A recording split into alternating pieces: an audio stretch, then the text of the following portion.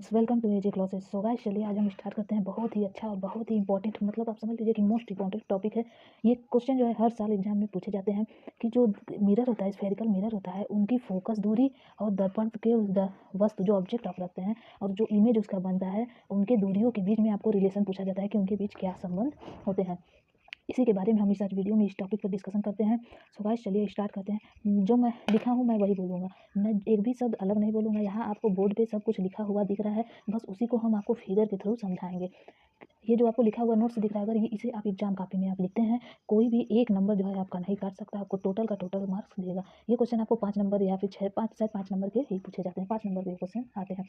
अगर गाइज बहुत ही सिंपल और इजी तरीके और इजी मेथड, एकदम आसान शब्दों में मैं आपको बताने जा रहा हूँ कि इनके बीच जो रिलेशन होता है उन्हें कैसे आप प्रूफ करेंगे, उनके बारे में आप थ्योरी कैसे लिखेंगे, फिगर कैसे बनाएंगे, इन सभी चीज़ों का डिस्कशन करते हैं। सबसे पहले अब उनके बीच आपको कोई ना कोई एक मिरर लेना पड़ेगा। अब आप चाहे कॉन्केव मिरर लें या फिर कॉन्वेक्स मिरर लें। यहाँ पे हमें कॉन्केव मिरर आपको दिख रहा होगा, एक अवतल दर्पण दिख रहा होगा। यहाँ पे जो इसका लेप लगाया है वगैरह वगैरह, ये सब मैंने आपको पिछले वीडियो में बता चुका हूँ कि कैसे कैसे इसमें कैसे कैसे पॉइंट आते हैं। अब हम इसमें आपको फिगर के थ्रू समझाते हैं कि हम क्या लिखे हैं। माना कि M1 M2 एक अवतल दर्पण है। M1 और M2 जो है एक अवतल दर्पण यानी कॉन्केव मिरर है, जिसका ध्रुव P है। पहले सारे पॉइंट्स को हम लोग बताते हैं, उसके बाद आगे प्रूफ करेंगे। जिसका ध्रुव जो है, पोल जो है वो P है और जिसका फोकस है वो F है।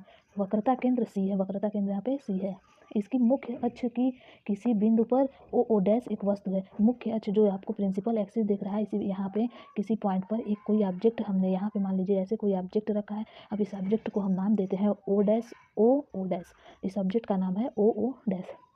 अब आगे बढ़ते हैं। वस्तु के जो सिरा ओ डैश है, यहाँ पे जो इसका ऊपरी सिरा है ओ डैश से मुख्य अक्ष के समांतर, ये मुख्य अक्ष है, इसके समांतर एक देखिए आप लोग, एक रे जा रहा है, एक प्रकाश की किरणें जा रही हैं। अब वो किरण ओ ए, अब वो जो मिरर है, मिरर के पॉइंट ए पर वो आपतित हो रही हैं और बिंदु बी ए पर जो है आपतित ए पर गिर रही हैं। अब जो है जब ये किरण ओ डैश से चल के ए पर पॉइंट पे, मिरर के पॉइंट ए पर गिरती हैं, तो जो वो परावर्तन के पश्चात दर्पण के फोकस से एफ से होकर जाती हैं। जब ये गिरती हैं तो ये सीधा इस फोकस एफ से होकर यहाँ से देखिए आप जा रहे हैं नीचे की तरफ।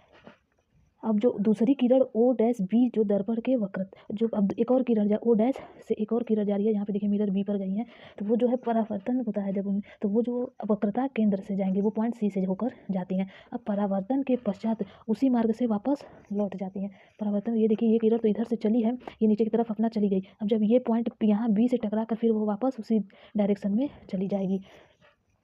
दोनों परावर्तित किरणें, जब दोनों जो किरण परावर्तित हो रही हैं वो आई डैश पर काटते हैं। वो जो है, अब यहाँ पे देखिए आप, यहाँ पॉइंट आई डैश पर ये दोनों जो रे हैं यहाँ पॉइंट आई डैश पर मिल रही हैं। अब मुख्य अक्ष पर आई डैश से जो खींचा, वो यहाँ जो प्रिंसिपल एक्सिस है, अब यहाँ से अगर हम इस आई डैश पर जो मिल रही है, यहाँ से एक जो लाइन खींचें तो ये हमारी जो लाइन होंगी उसी वो मेरा आई डैश वो जो ऑब्जेक्ट हम रखें उसी का इमेज बनता है। आई डैश उसका इमेज होगा उसका। यहाँ पे मैंने तो इसे ऐसे रखा था सीधे, ओ डैश इसका इमेज बना था, लेकिन ये यहाँ पे उसका इमेज जो है उल्टा बनेगा, आई डैश। यहाँ ऑब्जेक्ट आपने सीधा रखा था लेकिन उसका इमेज जो है उल्टा बनेगा और नीचे की तरफ बनेगा।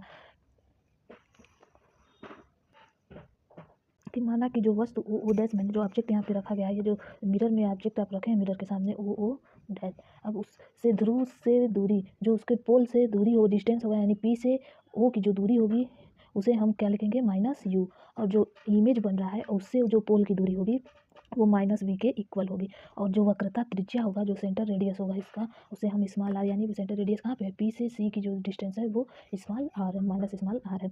अब जो दर्पण की फोकस दूरी होगी, जो यानी P से F की दूरी होगी, वो -f होगी।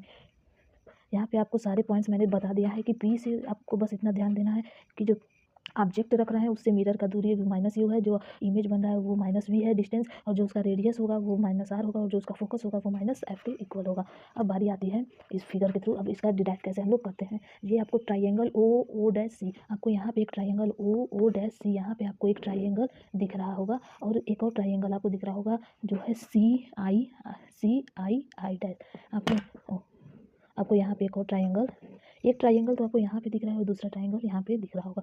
अब इन दोनों ट्राइंगल जो है वो एक समकोणिक है, मतलब 90 डिग्री के एंगल। यहाँ पे देखिए आप लोग, यहाँ पे भी 90 डिग्री बन रहा है, यहाँ पे 90 डिग्री बन, ये सब समकोणिक एंगल कहलाते हैं, ये तो आप जानते ही होंगे। अब तब therefore O dash upon I dash जो है, ओ डैश और आई डैश वो किसके इक्वल होगा, सी ओ के। यहाँ पे सी से ओ के, यानी ओ डैश जो है और वाई आई डैश है वो सी ओ अपान आई सी के इक्वल होगा। इसे हम इक्वेशन 1 मानते हैं। अब आप यहाँ पे देख रहे हैं जो अब triangle I I dash F, triangle I dash F, यहाँ पे एक ट्राइंगल ये और एक triangle A N F N यहाँ पे कहाँ से आ गया, एन जो है इस मुख्य ए से यहाँ जो मुख्य प्रिंसिपल एक्सिस है यहाँ पे मैंने एक लंब खींचा है, एक वर्टिकल लाइन, उसे पॉइंट को हम लोग एन मान लेते हैं। देख लिया यहाँ पे लिखा भी मैंने। अब यहाँ पे जो ये ट्राइंगल होगा, अब ये ट्राइंगल और इन ट्राइंगल के बारे में हम लोग डिस्कशन कर चुके हैं। अब बारी आती है इस ट्राइंगल और इस ट्राइंगल के बारे में डिस्कशन करते हैं। तो ये जो है N A upon I dash, N A और आई डैश वो किसके इक्वल होगा, वो N F upon F I के इक्वल होगा। अब चूंकि जो एन ए है यहाँ पे आपको एन ए जो लेंथ दिख रहा है वो ओ डैश के इक्वल दिख रहा होगा। यहाँ पे जो एन है वो ओ डैश के इक्वल है। तो इस केस से हमें ये मिलता है कि जो ओ डैश और आई डैश होगा वो N F upon F I के इक्वल दिख रहा है। तो इसे हम इक्वेशन 2 मानते हैं। अब पीछे मैंने दिखाया था आपको इक्वेशन 1 मिला था और इक्वेशन 2 मिला था। अगर हम इक्वेशन 1 और इक्वेशन 2 को कंबाइन करते हैं तो हमें ये मिलता है कि C O upon I C equal होगा N F upon F I के। और हम ये भी मान लिया कि बिंदु ए जो पॉइंट ए है वो दर्पण वो जो पी पॉइंट है ए पॉइंट पी पॉइंट के बहुत ही पास है, बहुत ही पास है।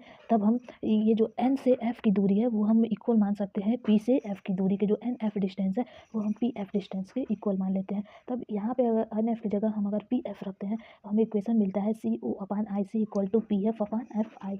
अब हम इस इक्वेशन को सॉल्व करेंगे, सॉल्व करते हैं तब हम देखते हैं क्या मिलता है। तो दिख रहा होगा कि P O minus P C, मैंने उस इक्वेशन जो था वहाँ पे पी जो है बहुत ही निकट है इस N F equal to P F मान सकते हैं।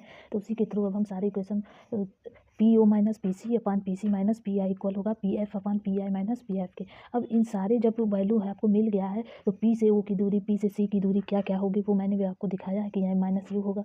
तो पी से ओ की दूरी सारे वैल्यू का हम लोग उसके साइन के साथ रखते हैं। तो देखिए पी से ओ की दूरी जो है माइनस यू था तो माइनस यू रख दिए, पी से सी की दूरी माइनस आर था तो हम माइनस आर रख दें। इसी प्रकार से सारे वैल्यू हमने रख लिया है। अब इसे अगर हम सॉल्व करते हैं तो माइनस माइनस मिल के प्लस हो जाएगा। तो प्लस जो आर है वो 2f के इक्वल होगा, जो आर है इक्वल टू 2f के इक्वल होगा। ये भी हमने आपको पिछले नेक्स्ट वीडियो में बताया था क्यों होगा। सारे वैल्यू हमने रख दिया। अब इसका क्रॉस मल्टीप्लिकेशन करते हैं। क्रॉस मल्टीप्लिकेशन करने के बाद देखते हैं क्या मिलता है। अब यहाँ पे देखिए हम लोग क्रॉस मल्टीप्लिकेशन चलिए करते हैं। Minus U V F plus 2f into minus V plus F equal to इसके इक्वल होगा। अब यहाँ पे ब्रैकेट को हम लोग खोलते हैं तो यू वी मिलकर plus U V minus 2f V two इस तरह से हमें मिला है। और यहाँ पे देखिए अब माइनस 2f वी सॉरी यहाँ पे आप देखिए 2 कॉमन है। अगर यहाँ पे 2f है और यहाँ पे माइनस एफ वी है तो ये माइनस इधर जाएगा तो प्लस हो जाएगा। तो यहाँ पे आपको एक एफ वी बचेगा। तो इसका मतलब आपको एक एफ वी कैंसिल हो गया, यहाँ पे केवल एफ वी बचा। और यहाँ पे 2f स्क्वायर है, यहाँ पे भी 2f स्क्वायर है, ये भी हमारा कैंसिल हो जाएगा।